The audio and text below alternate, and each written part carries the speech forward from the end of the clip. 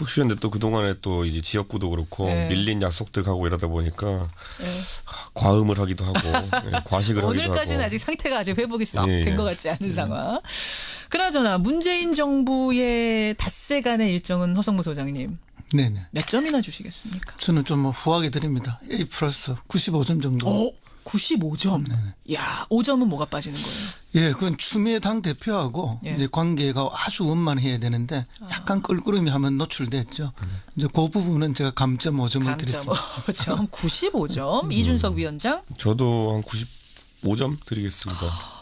이준석 위원장도 95점입니까? 예, 딱 100점 될 수 있었는데요. 예. 딱 하나 스크래치 날 만한 게 뭐냐면은 그 유승민 경제부총리 입각설. 아하. 예, 사실 그게 모 언론사에서 그냥 보도한 거지만은 아니땐 굴뚝이 연기 안 난다고 언론사도 무슨 뭐 그런 뭐 무모한 기사를 마음대로 지어 쓰진 않거든요. 단독하면서 이제 나왔거든요. 청와대 관계자 이름. 적어도 뭐 여당 관계자 또는 아니면은 청와대 내에서 누군가가 뭐 본인의 바람 같은 것을 흘렸다라고 볼 수 있을 텐데 그게 사실 그래도 이제 지금 정계 개편이 예상되는 전국 하에서는 미묘하게 받아들여질 수 있는 부진점이 있거든요. 아니 땐 굴뚝의 연기 나랴. 그러니까 뭔가 청와대 공식 차원은 아니어도 뭔가가 있었을 가능성이 혹시 있지 않겠는가. 그랬다면 정말 실망이다. 그랬다면은 이제 형식이 잘못되었다. 적어도 유승민 의원에게 먼저 의사를 타진하고 했었어야 되는 것이고 만약 그런 게 진짜 그러면 의도가 없었는데 그렇게 갔다고 하면은 좀 무심한 거죠. 그러니까 지금 왜냐하면 지금 야당이 정계 개편이나 이런 것들에 촉각을 곤두세우고 있는데 이게 자칫 저희 당 지지자들이나 아니면 또 자유한국당 지지자들이나 아니면 또 국민의당 지지자들이나 아니면 민주당 지지자들에게도 다른 정당과 민주당이 무슨 뭐 저 연정하는 거 아니야? 이런 섣부른 이런 예측들이 나오게 할 수 있기 그러니까 때문에. 진정성은 있을 수 있어요. 왜냐하면 국민들이 정말 선거 기간 중에 유승민 심상정 너무 대단하다. 그렇죠. 경제 노동 괜찮으니까 진짜 뭔가 좀 해봤으면 좋겠다. 이런 의견은 되게 많았거든요. 근데 이게요. 제가 그 경험상 해보니까 유승민 의원을 경제부총리로 하겠다는 정권은 너무 많았어요. 이명박 정부 때도 그렇게 하고 싶다는 사람도 있었고요. 너무 많았어요. 그다음에 박근혜 정부 때도 보면은 언론 사마평이 올랐었어요. 결국은 그런데 안 되더라고요. 안 돼요. 그 성격을 어떻게 대통령이 하겠습니까? 그 성격이 어떤데요? 할 말 다 하고 깐깐하게 이렇게 하는 성격을 감당하기 힘듭니다. 그래서 결국 안 됐었다. 아니 근데 그 후보의 개인적 성격도 성격이지만 결국은 어쨌든 대선 후보를 했던 사람 아닙니까? 그렇죠. 당이 작다 해도 그럼 이제 같이 경쟁을 한 반열에 있던 사람이기 때문에 쉽지 또 않죠. 그에 걸맞는 또 위상이 있어서 그런 것들에 대한 예우가 또 좀 필요하다. 그렇죠. 저희는 그냥 그걸 보고 그냥 뭐 좀 그런 거 좀 하지 말고 좀 조심스럽게 합시다라고 그냥 논평내고 말았지만은 정의당은 거의 난리가 났더라고요. 심상정 그 후보 이제 언급되니까 뭐 나경치 대표 같은 경우에는 강하게 이제 뭐 글을 올리기도 했고. 당이 더 이제 소규모일수록 흔들릴 수 있다 이 말씀이죠. 그렇죠. 사실 정의당 입장에서는 이렇게 뭐 그런 것에 동조해주면은 스리슬쩍 정체성을 잃어버릴 수 있는 부분이 있기 때문에. 사실은 이제 질문을요. SNS에서 워낙 많이 돌았기 때문에 이런 이게 얘기가 되는 겁니까 하고 제가 질문을 박영선 의원한테 드렸던 건데 그분도 이제 말하자면은 10만 명이 추천하면 누구든지 열려 있습니다라는 10만 명 추천제를 설명하는 과정에서 뭐든지 안 되는 건 없다 이런 의미였던 그렇죠. 건데. 열려 있다는 거죠. 그렇죠. 이제 그 다음 날 실제로 얘기가 오갔다 이런 기사가 한겨레에 나오고 뭐 이러면서 얘기가 커져 간 거죠. 그런데 이제 국민들의 바람은 있죠. 이렇게 짜면 이게 드림팀이 되고 좋지 않겠네. 국민들의 바람은 순수합니다. 그 바람 때문에 더 정폭된 그런. 국민들은 정치공학적으로 생각하시는 거 아니니까. 근데 약간 그런 느낌이 있어요. 그렇게 만약 베스트 멤버로 차리면은 그 소위 말하는 김태희 씨의 눈, 전지현 씨의 뭐 이런 뭐 이게 모든 조합하면은 사실 최고의 미인이 나오냐 또 하면 그건 아니거든요. 그러니까 하나의 스타일이라는 게 있어야 되는 건데. 정치란 것도 단순한 게 아니고 항상 계산을 해야 되다 보니까 이게 쉽지 않았다는 거. 자, 그래서 95점 얘기하다 우리 이렇게 됐죠. 저는 점수 후하게 줬습니다. 어쨌든 95점. 자, 상한가부터 들어갑니다. 허성무 소장님. 저는 이낙연 총리 후보 내정자. 상한가. 뭐 알겠습니다. 이준석 위원장. 저는 국민의당의 의원들을 언급하겠습니다. 잠깐만요. 이거 상한가인데? 예. 민주당 아니고 국민의당 맞습니까? 뭐 당은 좀 약간 난감한 상황이 되어도 의원 개개인들의 몸값은 높아지는 상황입니다. 잠깐 기다리세요. 허성무 소장이 골라오신 이낙연 후보자는 뭐 이해가 되네요. 예, 그렇습니다. 이번 주에 또 화제가 될 수밖에 없는 게 뭐 많은 화제가 쏟아지고 있지만은 이제 청문회를 앞두고 있기 때문에 여러 가지 검증을 위한 이야기들이 나올 수밖에 없고 그러다 보면 자연히 이제 최고의 화제가 되는데 어쨌든 문재인 대통령이 선거 과정에서 반드시 비영남 인사 그리고 구체적으로 호남 인사를 이야기했는데 그렇게 이제 낙점이 되신 분인데 이분이 사선 국회의원을 이미 하셨고 또 전남지사를 하고 있기 때문에 정치와 행정 경험이 풍부합니다. 그런데 그 전에 뭘 하시는가 하면 언론사 기자를 했어요. 맞아요. 그 기자 하실 때 동아일보인가요? 예. 꽁꽁 깐깐 뭐 젠틀하지만 그런 특징이 있었죠. 근데 정치하시면서 많이 부드러워지고 스킨십이 아주 커지면서 이렇게 골고루 이렇게 겸비된 분이에요. 여야를 다 그렇죠. 막론하고. 그리고 이제 뭐 이번에 그 아들 군 병력 문제에서 보셨지만 뭐 군에 갈 수 없는 사정이 됐는데 거꾸로 군에 보내겠다고 백무청에 탄원서를 보내는 이런 것들이 철저하게 준비되어 있는 또 자기 관리가 철저한 그런 사람이다. 그런데 이제 더 중요한 것은 이 주량이 막걸리 5통 내지 6통이라는 거예요. 보통 한 자리에서? 보통 사람은 2-3병 먹고 나면 꽉 취하거든요. 그러니까 그것도 잘 먹는 사람이죠. 그렇죠. 그러니까 보통 사람 잘 먹는 사람이 2배 이상의 주량을 갖고 계시니까 이걸 통해서 굉장한 스킨십을 그 지사 때 하고 계셨다는데 이제 물론 술이 뭐 자랑은 아니지만 그게 이제 스킨십을 하기 있는 매개로 쓰시는 건데 그런 소통과 스킨십이 있다면은 총리로서 책임 총리 지금 갈 거 아닙니까?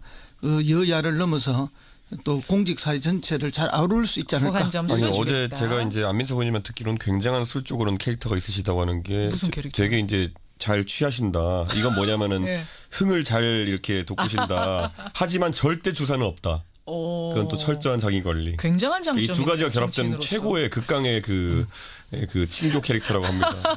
극강의 친교 캐릭터 이낙연 내정자. 그러면 이준석 위원장도 이 인사 괜찮게 보세요. 왜냐하면 제가 왜 질문 드리냐면 바른정당에서 한 가지를 지적했어요. 뭐냐면 현직 전남지사 아니냐. 그러면 전남은 어떻게 되는 거냐. 부득이하게 공석이 될 텐데 1년 동안 홍준표 지사 케이스랑 비교하면 어떻게 되는 거냐 이거 지적했잖아요. 당 차원에서. 그런데 지금 시점에서 이제 새 정부 출범할 때 어떤 인사들을 최고 인재풀로 구성하는 과정 속에서 뭐 어차피 보궐선거가 생기는 것도 아니고 이러다 보니까 그 정도는 뭐 이해할 수 있다는 생각이 들고 바른정당이 그 정도 지적했다는 거는 사실 큰 다른 문제가 없다는 것을 의미하는 것이기 때문에 저는 뭐 사실 저희가 뭐 물고 들어져 가지고 뭐 임종석 실장이나 사상 검증하고 이런 것까지 가지 않거든요. 바른정당은 되게 그렇게 돼 있고 저는 약간 이제 그 이낙연 총리 후보자 보면서 무서웠던 게 긍정적 의미에서 무서웠던 게 그 탄원서 있잖아요. 탄원서. 우리 아들 보내주십시오 군대. 그게 이낙연 그 당시 의원이죠. 그 얼마나 법대 나오셔가지고 다 아시잖아요. 이게 탄원서 넣는다고 들어갈 수 있는 건 아니라는 거를. 근데 그때부터 이제 그런 어떤 본인의 공직 활동이 있어가지고 나중에 혹시 문제 생길 거에 대해 대비했다는 게 저는 그렇게 깔끔하게 준비해 오시는 분을 못 본 거예요. 그러니까 보통 뭐 아예 뭐 어차피 그냥 뭐 병역 판정 받은 건데 문제 없잖아 하고 나중에 가서 해명하지 이렇게 가는데 나중에 내가 총리가 되든 대통령 도전하든 이거 문제가 되겠구나라는 생각을 했을 수도 있다. 심지어 그 탄원서도 굉장히 글을 심혈을 기울여 쓴 느낌이 들더라고요. 그래가지고 이분 철저한 분이구나. 탄원서는 원래 그렇게 씁니다. 그렇게 쓰는 거고 저도 옛날에 남의 탄원서를 굉장히 많이 써준 적이 있습니다. 탄원서 전문이시군요. 30년 전에 어디 있을 때. 그래요. 그런데 이제 뭐 어쨌든 그 방금 전남 그 도지사를 간두는 것 때문에 걱정을 하셨다는데 이런 경우에는 오히려 이제 정반대의 경우죠. 전남도민이든 강주시민이든 호남 주민들이 오히려 더 강력하게 바라고 소망하는 것이기 때문에. 그러니까 홍준표 지사 같은 경우도 절차대로만 했으면 괜찮은데 꼼수를 써가지고 지적을 받은 거잖아요. 사실은. 다 법에서 정해진 거 그대로 하면 되는 건데. 그러니까 지사다 나간 그 자체를 뭐라고 한 건 아니었어요. 그렇죠. 그때도. 그리고 이번에는 오히려 호남 주민의 기대가 굉장히 크지 않습니까? 알겠습니다. 저는 이번에 그리고 뭘 느꼈냐면요. 이거 전남지사를 어쨌든 그만두시고 가셨잖아요. 이낙연 지사가 솔직히 굉장히 도정을 잘하셨기 때문에 다음번에 재선이 거의 확실시되는 상황이었잖아요. 그래요. 그런데 여기서 이제 이낙연 지사가 빠져줬다는 거는 사실 호남 쪽 이제 현역 의원이나 전현직 의원들에게 던지는 메시지도 큽니다. 내년 지방선거를 앞두고 거기 이제 경쟁을 뛸 수 있는 인사들이 많아졌다는 걸 의미하기 때문에 정치적으로 보면은 약간 일타양피라고 할 수 있는 그런 좋은 수였다. 그래서 아마 이거는 국민의당에 대한 어떤 국민의당 호남계 의원들에 대한 배려 차원일 수도 있다. 의미도 좀 있을 것이다. 국민의당에 왜냐하면 지금 호남 다선 의원들이 좀 있잖아요. 그렇죠. 그분들 같은 경우에는 충분히 이제 민주당으로 와서 지사 레이스에 한번 뛰어볼 만한 가능성도 생긴다. 그런 걸 던지는 더 재미난 게요. 저기 이번에 그 국민소통 그 수석된 윤찬영 그 수석이 있지 않습니까? 이분이 이제 초임 기자 시절에 위에 부장이 바로 이낙연 지사 내정제래요. 그래요? 그래서 뭐 엄청나게 훈련을 시켰다는 소문이 있어요. 그래서 이제 지금 윤영찬. 관가에 쭉 도는 이야기는 그런 캐릭터가 있기 때문에 이 장관들 책임 장관들이 뽑히면은 총리한테 꼼짝을 못할 것이다.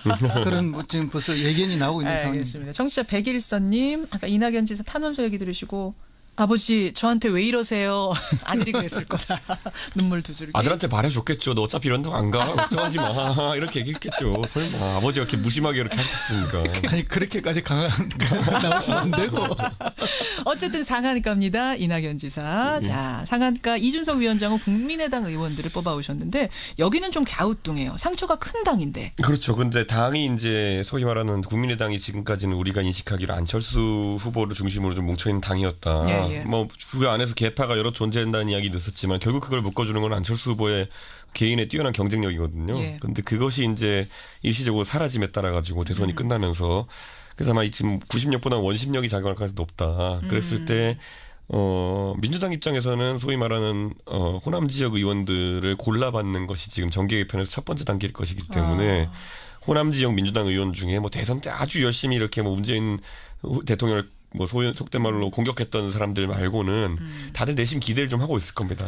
그러니까 당 차원에서 뭐가 아니라 개별적으로 그렇죠. 땡겨오길 바라는 그렇죠. 러브콜을 보낼 거다. 그리고 국민의당 입장에서는 지금 뭐 바른정당과 연대를 추진하겠다라고 이야기하지만은 호남계가 빠져나간 국민의당이라는 것은 오히려 그 안에 남아있는 나머지 구성원 비례나 아니면 수도권 의원들에게는 굉장히 취약해집니다. 왜냐하면 호남 경쟁력이 높은 당이 국민의당이지 수도권 의석 들고 여기서 더 가가지고 어떻게 버티겠냐라는 생각을 할 수 있기 때문에 그렇게 되면 양쪽으로 몸값이 올라가는 상황이 생깁니다. 국민의당에서는 꼭 잡아야 되고 민주당에서는 한 명이라도 더 영입하고 또 싶고 바른정당에서도 또 영입하고 싶은 생각이 생기는 것이 사실이고 아니면 또는 아까 말한 통합이라든지 이런 것들에 대한 욕구가 생기기 때문에 사실 바른정당도 지금 국민의당과 연대설 통합설이 나올 때마다 많은 분들이 반대하는 이유는 이제 그 박지원 대표를 중심으로 한 좀 이념과 정책적으로 맞지 않는 분들이랑은 좀 그렇게 하지만 나머지 예를 들어 김성식 의원은 원래 같이 있던 분이거든요. 바른정당 분들과 특히 친하고 그러다 보니까 그런 분들에 대해서는 언급이 또 좋게 나오고 있는 상황이라서. 자, 여기서 정말로 얘기가 오가고 있습니까? 물밑에서? 통합의 논의? 개인 단위로는 그냥 밥 먹다가 그냥 얘기할 수 있겠지만은 이게 당대당으로는 안 될 거고요. 오늘 저는 이제 이 방송 끝나고 강원도에 이제 그 바른정당 원내 연찬회를 가는데 거기서 아마 논의가 좀 있을 거로 보이는데 사전에 파악된 분위기로 보면은 의원님들 중에서도 통합 반대가 아마 다수인 것 같습니다. 통합은 아니고 정책 공조 정도는 연애 정도. 연대나 공조 정도는 가능하다 이렇게 가능하다. 보고 있고. 결혼은 아니다. 이렇게 알겠습니다. 허 소장님도 국민의당 의원들 러브콜 받으면서 몸값 올라갈 거다 동의하세요? 예, 동의하고 있습니다. 그러나 이제 개별적으로 이렇게 몸값이 올라가게 되면 오히려 이제 정치가 혼란에 빠지고 갈등이 더 많아질 것이다 이렇게 봅니다. 왜냐하면 이제 그 대통령께서 선거 과정에 끊임없이 뿌리가 같다. 나중에 같이 해야 한다 이런 이야기를 많이 했죠. 또 정의당까지 포함해서 이것은 이제 그 당으로의 그런 관계 속에서 이제 협치나 연정을 이야기하는 것이다 이렇게 봐야지 어떤 개별적으로 들어가면은 갈등을 일으키기 때문에 나중에 더 큰 분열이 가능합니다. 알겠습니다. 상한가, 아이고 하한가. 한 가지만 더 하자면 주승용 원내대표가 바른정당 통합론을 계속 얘기하는 이유가 뭐냐면요. 사실 바른정당 들어라 이런 얘기는 아닌 게 평소에 그렇게 바른정당에 대해서 뭐 이렇게 호의를 표시한 적이 없으세요. 뭐 나쁜 마음 표시한 적도 없지만. 맞아요. 그렇기 때문에 이거는 오히려 놀랐어요. 민주당 잘 봐라 이런 것도 의미가 약간 있습니다. 민주당에게 보내는. 왜냐하면 민주당 입장에서는 과반을 달성하기 위해서 국민의당과의 최소 연대가 되게 중요한데 필요하죠. 니네 아직까지 연락 없냐 뭐 이런 의미로 받아들일 수 있는 이거는 부분이 정치인들만 있습니다. 느끼는 부분일 텐데 그럴 수 있겠네요. 상한가였습니다. 하한가는 진짜 이거 훅 훑고 가야겠어요. 하한가 허성무 소장님. 예, 저는 뭐 그 김정은 미사일 쏜 북한의 김정은 위원장, 이준석 위원장. 저는 검찰이죠. 아마 앞으로 한 2주 동안은 검찰 전전긍긍할 모습이 있을 겁니다. 이거는 뭐 설명 안 해도 다 알겠는 하한가긴 한데 일단 검찰 얘기부터 좀 해볼까요? 조국 민정수석이 검찰에 대해서 이걸 뭐 칼을 빼들었다고 해야 되나 반드시 개혁하겠다 했습니다. 그렇죠. 분위기가 어떨까요? 검찰 입장에서는 비검찰 출신의 어쨌든 그 법무 담당하는 비서관이라는 거는 굉장히 좀 위협적이고 과거에 강금실 장관을 떠올릴 만한 그런 상황이라 봅니다. 물론 강금실 장관은 판사 출신이었지만은 검찰 조직과 이해관계가 좀 적었기 때문에 이런 개혁의 칼을 빼들었는데 그때는 검찰이 조직방어 논리가 잘 동작했는데 지금은 그때보다는 국민적 여론이 검찰개혁 쪽에 많이 가 있는 상황입니다. 그리고 공수처라는 구체적인 지금 애드벌론이 떠 있는 상황 속에서 그리고 또 검경 수사권 조정이라는 이런 큰 소위 말하는 떡밥을 동시에 던졌어요. 그러니까 검찰 입장에서는 조직 방어와 더불어 가지고 국민들한테 스스로 개혁하는 모습을 보이든지 뭔가 있어야 되는데 거기다가 김수남 총장도 지금 떠나 있어요. 그러니까 머리가 없는 상황 속에서 어떻게 이 난국을 극복할 것인가. 그게 아마 검찰의 조직에 있어서는 이제 좀 도전 과제일 것이다. 이렇게 보고 저는 그래도 문재인 정부에서 이걸 섣불리 좀 건드리진 않았으면 좋겠는 게 사실 제시했던 검경 수사권 조정도 그렇고요. 그다음에 그 공수처도 그렇고요. 제가 봤을 때 아직 제대로 준비는 안 됐습니다. 준비는 안 됐고 예를 들어 경찰에 수사권을 넘긴다 하더라도 경찰이 그걸 받을 준비가 되어 있느냐. 경찰도 아직 그렇지 않다고 얘기하는 문제다. 분들이 있고요. 그리고 공수처 같은 경우에도 보면은 공수처는 이름뿐이지 그걸 어떤 식으로 할 것이냐. 싱가포르의 부패 방지국처럼 할 것이냐 아니면은 뭐 다른 나라에 있는 고비처 같이 할 것이냐라는 것을 국민들과 설득하는 과정 속에서 논의하는 분명히 또 잡음이 많이 나올 겁니다. 좋은 말씀입니다. 허 소장님? 그럼에도 불구하고 이제 그런 걸 걱정해서 못하게 되면 아무것도 할 수 없다는 걸 말씀을 드리고요. 그래서 뭐 그런 너무 디테일에 너무 지금은 얽매일 필요는 없다. 근데 이제 핵심적인 건 결국 민심입니다. 국민 여론이 지금 해야 된다는 것이기 때문에 할 수 있다. 그래서 조국 수석이 이렇게 이야기를 했죠. 1년 내에 다음 지방선거 하기 전에 해야 된다. 그러니까요. 이 말은 이미 이제 로드맵이 짜여져 있다는 이야기입니다. 그래서 하는데 이제 최악의 경우 검찰의 저항이 있을 수 있는데 그것은 방금 이제 이준석 의원도 이야기했지만은 과거 그때처럼 그런 조직적인 저항을 할 수 없는 상황이 있다. 민심이 있고 또 검찰 내부가 그렇고 그렇기 때문에 충분히 가능하리라 보고요. 특별히 저항했을 때 마지막 히든 카드가 또 있습니다. 뭡니까? 헌법 개정할 때 이거를 어떻게 하는가 하면은 지방검찰청장을 직선제로 가는 것을 카드를 던질 수가 있어요. 그러다 보면 검찰 전체가 패닉에 빠지게 되어 있습니다. 이런 다양한 카드가 있기 때문에 이번에 성공할 거다? 성공하고도 남을 거다. 하고도 남을 거다라고까지 단언하셨습니다. 지켜보겠습니다. 허성모 소장의 하한가는 김정은. 미사일을 그게 지금 사실은 분위기가 좋아질 줄 알았는데 미사일부터 빵 쏘고 시작을 했어요. 그래요. 뭐 여러 가지 추측이 있는데 저는 뭐 벼랑끝 전술 중에 하나라고 봅니다. 보는데 어쨌든 지금 국제적으로 보면은 중국이 1대1로 지금 포럼을 막 시작하기 4시간 전에 쏴버렸고 미국하고 북한이 노르웨이에서 막 그 양자회담을 하고 나오면서 쏴버렸고 맞아요. 또 미국의 아시아 담당하고 한국 담당 그 담당들이 백악관의 담당들이 지금 한국에 와서 방미 협상을 하려고 하는 거 아닙니까? 이때 쏜 거 아닙니까? 그죠? 그리고 문재인 정부 출범으로 보면 4일 만에 쐈어요. 그러니까 이게 뭐냐? 그러니까 이제 어쨌든 긴박하게 돌아가는 국제 정세 속에서 나름대로의 이제 주도권을 놓지 않겠다 하는 우위를 갖겠다 하는 그런 뭐 전략이고 또 신정부에 대해서 한번 간보기도 되고 이런 여러 가지 다목적 포석이긴 하지만 결국은 극단적인 선택을 통해서 계속 할 수밖에 없는 게 아닌가 이런 게 있고 그다음에 느낌의 하나는 이게 이제 또 궁극적으로는 통미봉남의 전통적인 그런 전략을 유지하기 위한 것이 아닌가. 우리는 미국하고 얘기하겠다. 대한민국은 중요하다 우리한테. 우리는 뭐 봐라 이번에 올라간 게 2100km는 올라갔고 이걸 각도를 한 45도로 쓰면 4000km도 갈 수 있는 거다. 우리는 이미 느그가 대상이 아니라 미국이 우리하고의 파트너다. 느그가 대통령이 바뀌든 안 바뀌든 뭐 그런 미국하고 얘기하는 메시지를 던졌는데 이것은 진짜 한반도의 평화라든지 남북관계 발전에 오히려 마이너스가 되는 그런 거고 그래서 이제 문재인 대통령도 NSC 회의에 낸 강력한 성명이 그거 아닙니까? 북한에 대해서 오판하지 말라고 강력하게 이렇게 규탄했고 그다음 당신들의 태도 변화가 없다면은 남북 관계 개선 곤란하다 이렇게 분명하게 잘라버렸죠. 오판하지 말아야 됩니다. 오판하지 말아야 됩니다. 그나저나 2635님, 허 소장님 문정부에서 아직 연락이 없습니까? 계속 없을 겁니다. 연락이 계속 쭉 없을 거랍니다. 2635님 여기까지 이번 주의 뉴스다. 세미래정책연구소 허성무 소장, 바른정당의 이준석 노원병 당협위원장 두 분 고생하셨고요. 오늘 또 꽉 찬 뉴스 고맙습니다. 네, 감사합니다. 네, 감사합니다. 뉴스닥이었습니다. 사실 그게 모 언론사에서 그냥 보도한 거지만은 안익된 굴뚝이 연기 안 난다고 언론사도 무슨 뭐 그런 뭐 무모한 기사를 마음대로 지어 쓰진 않거든요. 단독하면서 이제 나왔거든요. 청와대 관계자 이러면 적어도 뭐 여당 관계자 또는 아니면은 청와대 내에서 누군가가 뭐 본인의 바람 같은 것을 흘렸다라고 볼 수 있을 텐데 그게 사실 그래도 이제 지금 정계 개편이 예상되는 정국 하에서는 미묘하게 받아들여질 수 있는 부진점이 있거든요. 안익된 굴뚝의 연기 나랴. 그러니까 뭔가 정화대 공식 차원은 아니어도 뭔가가 있었을 가능성이 혹시 있지 않겠는가. 그랬다면 정말 실망이다. 그랬다면은 이제 형식이 잘못되었다. 적어도 유승민 의원에게 먼저 의사를 타진하고 했었어야 되는 것이고 만약 그런 게 진짜 그러면 의도가 없었는데 그렇게 푹 쉬었는데 또 그동안에 또 이제 지역구도 그렇고 밀린 약속들 가고 이러다 보니까 과음을 하기도 하고 과식을 하기도 하고. 오늘까지는 아직 상태가 아직 회복이 썩 된 것 같지 않은 상황. 그나저나 문재인 정부의 닷새간의 일정은 허성무 소장님. 네네. 몇 점이나 주시겠습니까? 저는 좀 후하게 드립니다. A 플러스 95점 정도. 95점. 네네.